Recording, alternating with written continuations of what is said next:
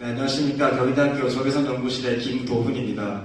네, 우주용 백색광 코로나 그래프를 비축 방사 설계로 진행한 연구에 대해서 말씀드리겠습니다. 목차는 다음과 같습니다.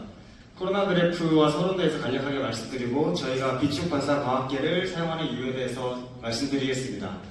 그리고 저희가 실제로 사용할 코로나 그래프 광학 설계에 대해서 말씀드리고, 그리고 외부 차폐기 설계, 그리고 광기계부 설계, 요약, 그리고 향후 연구로 마무리하도록 하겠습니다. 코로나 그래프는 이제 태양 코로나 영역을 관측하는 장치입니다. 태양 코로나 영역은 태양 코로나가 이제 3솔라 레디스 정도에서 이제 활발하게 발생하고 이제 확산되는 영역인데요. 이제 이 부분은 태양 포토스피어와 굉장히 가깝기 때문에 이제 고대비 영상 관측이 어렵습니다. 그래서 이제 코로나 그래프라는 이제 장치를 만들어서 관측을 해야 하는데요. 이제 외부 차폐기, 기타 등등의 회절광과 산란광을 차단할 수 있는 장치들을 배치함으로써 이제 코로나 영역의 영상을 얻을 수 있습니다. 그래서 이런 차폐기와 산란광을 차단할 수 있는 배플들을 설계할 수 있는 그런 기술이 코로나 그래프의 핵심 기술 요소입니다. 가장 대표적인 코로나 그래프인 소호의 라스코 같은 경우에는 이런 태양의 직접 광과 회절광, 산란광들을 차단하기 위해 2중, 3중으로 다양한 장치들이 설치되어 있습니다. 이렇게 2단, 3단으로 장치들을 설치하게 되면 광학계도 2단, 3단으로 설치해야 합니다. 그래서 대부분의 코로나 그래프는 아주 길쭉하고 큰 부피를 가지고 있습니다. 하지만 최근에는 이제 정밀한 기계 가공이 가능해지고, 그리고 분석 기술이 발달함에 따라서 굳이 2단, 3단까지 가지 않고 1단만으로도 이제 코로나 그래프 영상을 얻을 수 있는 코로나 그래프들이 개발되고 있습니다. SWFO의 CCOR2 같은 경우가 그렇습니다. 저희도 CCOR2 같은 경우에 참고해서 저희 경희대학교 적외선연구실의 혁신적인 비축 반사 광학계 설계에 더해서 새로운 코로나 그래프를 개발하고자 합니다. 저희가 비축 반사 설계를 사용하는 이유는 다음과 같습니다. 대부분의 코로나 그래프는 굴절 광학계를 사용합니다. 그러나 굴절 광학계는 이미지의 고스트를 발생시킬 확률이 높고, 그리고 높은 성능을 위해 렌즈를 여러 장 배치하게 되면은 무겁고 복잡한 시스템을 가지게 됩니다. 카세그레인 망원경과 같은 동축 반사 망원경이 대안이 될 수 있습니다만, 동축 반사 망원경 같은 경우에는 코로나 그래프에서 가장 중요한 산란광 컨트롤이 어렵고, 그리고 부경과 그 지진으로 인해서 회절과 대비가 떨어지는 현상이 발생합니다. 그래서 저희는 비축 반사 광학계에 집중했습니다. 일반적으로 동축 반사 망원경의 일부분을 사용하는 비축 반사 망원경의 경우에는 보시는 것처럼 이제 두 거울이 한 광축을 공유하게 되는데요.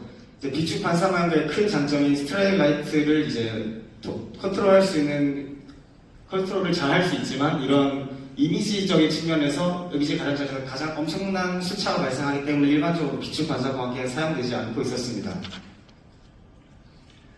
그러나 이제 LAF라는 장승혁 박사님의 이론에 따르면은 굳이 두 거울이 같은 광축을 공유할 필요 없이 초점만 공유하는 상태에서 두 번째 거울을 기울이면 현형 비수차라는 수차가 완벽하게 제거되어서 동축 반사 망원경과 똑같은 성능을 낼 수 있습니다.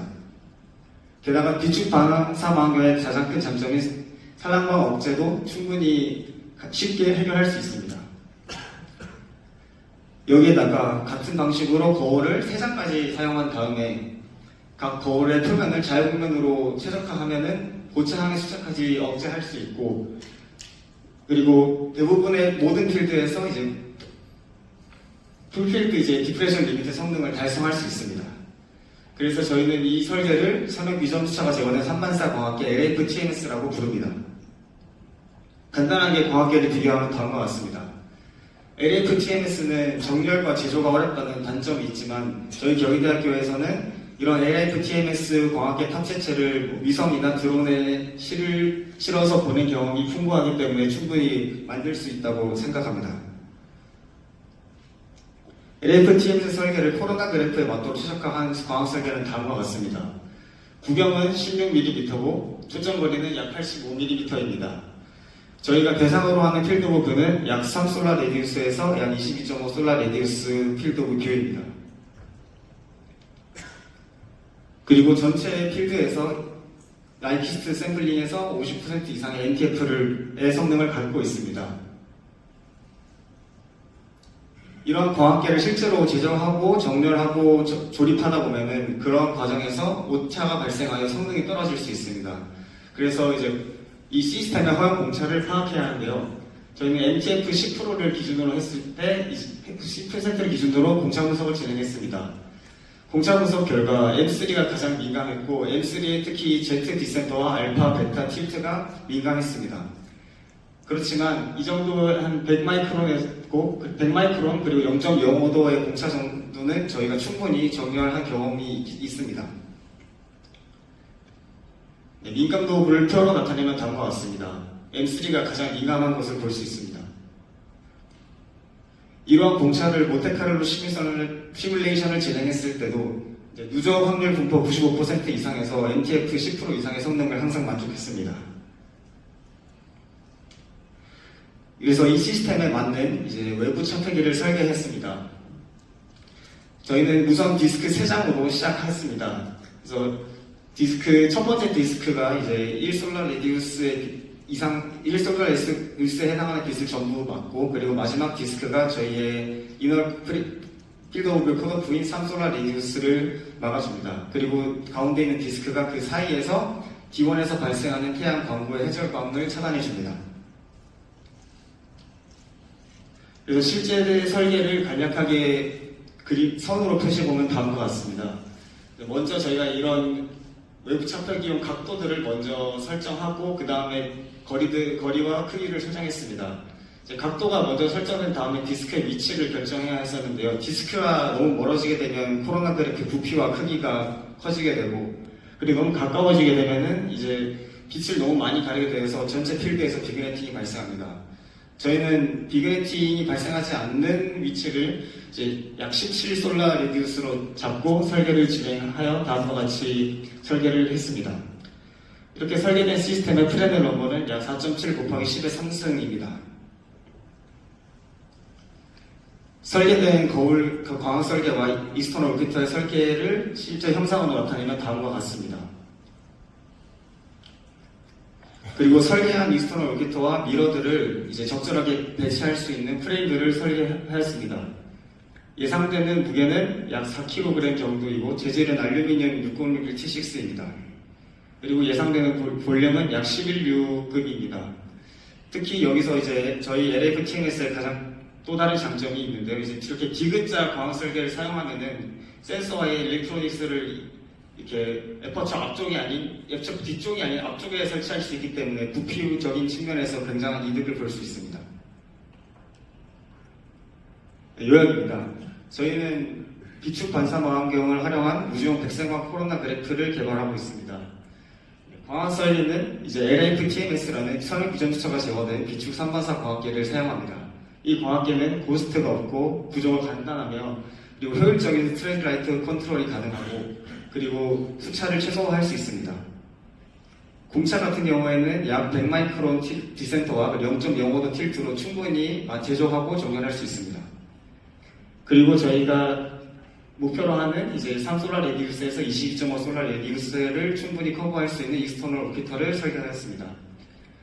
그리고 마지막으로 이 모든 걸 배치할 수 있는 광기계부를 설계했고, 이 광기계부 설계 결과 기존의 코로나 그래프들보다 작은 볼륨과 매스를 가지고 있습니다. 향후 계획입니다. 이스턴 오rbiter에 대해서 회전 해석을 진행해야 합니다. 그래서 이스턴 오rbiter의 디스크 크기와 개수, 간격 등을 최적화할 계획입니다. 그리고 산란광 분석을 진행합니다. 광선 추적 시뮬레이션 기반의 산란광 분석을 실시해서 배틀 설계를 진행합니다. 이 부분도 저희가 지금까지 개발했던 많은 LF TMS 파트체들에서 동일하게 진행했던 내용입니다. 그리고 거울들을 경절 구조가 포함된 이제 광기계부를 설계해야 합니다. 세미 키네마틱 마운팅 구조를 포함한 정렬 구조를 설계하고 그 설계에 대해서 유한 요소 해석을 진행해야 합니다. 그리고 마지막으로 프로토타입을 제작하고 정렬을 한 뒤에 여러 가지 테스트를 거쳐야 합니다. 테스트에는 이미지 테스트, 진동 테스트, 열진공 테스트들이 포함될 수 있습니다. 네, 감사합니다. 시간을 잘 맞춰주셔서 정말 감사합니다. 네, 혹시 질문 있으실까요? 시간 넉넉히 있어서 여러 개 받을 수 있을 것 같아요. 네. 저기 뒤쪽에 문제.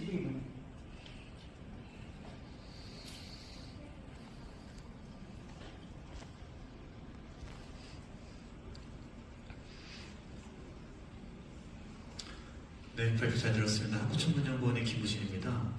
제가 폴라그래프 쪽은 이제 태양 보는 템퍼처는 잘 몰라서 그러는데 본인이 설계하신 거에 대해서는 현재 다른 타겟들보다 아무래도 태양을 직접 보진 않지만 그래도 소스가 워낙 뜨거워서 온도에 대한 영향도 꽤 있을 것 같은데 지금 설계에서는 아직 고려가 안 된 것 같지만 제가 막연하게 좀 질문 드리고 싶은 게 만약에 온도가 너무 높아서 현재의 저 민감도 분석으로는 요거 조금 못 맞추셨다고 했을 때 전략을 가지고 있나요? 이것을 좀 보완할 수 있는? 네, 그 열 관련해서도 아직 지금 저희가 지금 제작한 형상에 있는 그런 거를 제거할 수 있는 형상이 있지 않은데요. 일단 히트 리제션 링이나 안에 히트 리제션 미러를 통해서 열을 또 제거할 예정이고, 그리고 만약에 그것 때문에 공차가 더욱더 빡빡해진다 하더라도 저희 연구실에서 원래 LFTNS를 만들 때 사용하는 주로 사용했던 공차가 이거에 한 10배 정도 작기 때문에 그거에 맞게 조립을 하면은 그보다 한 10배 이상 틀어져도 성능을 낼 수 있을 거라고 기대하고 있습니다. 혹시 뒤에 보실까요? 네, 디자인 너무 예쁘고 좋은 것 같습니다. 여쭤보고 싶은 건 아마 캘리브레이션이 가능하긴 하겠지만 저렇게 시술 뽑았을 때 평방 특성은 어떻게 될까요? 평강 투석은 아직 고려해보지 못했습니다. 마지막 질문. 그거를 만약 저궤도나 이런 데 올릴다면 가장 어려운 테크니컬한 부분이 뭘까요? 가장 테크니컬한 부분은 아무래도 이 세 번째 미러가 되게 무겁습니다. 그리고 앞에 이렇게 튜브가 쭉 빠져있기 때문에 이제 진동 시험에서 조금 문제가 발생할 수도 있습니다. 그래서 아마 그 부분을 이제 구조 해석할 때 중점적으로 진행을 해야 될 것 같습니다. 발표 감사드립니다. 만약 이렇게 스트레일라이트를 줄일 수 있는 그런 코로나 그래프가 있었으면 좀 더 코덱스나 이런 데서도 더 활용되고 좋았을 것 같다는 생각이 드네요. 아까 스트레일라이트 문제들을 봤을 때. 네, 그럼 다음 발표로 넘어가도록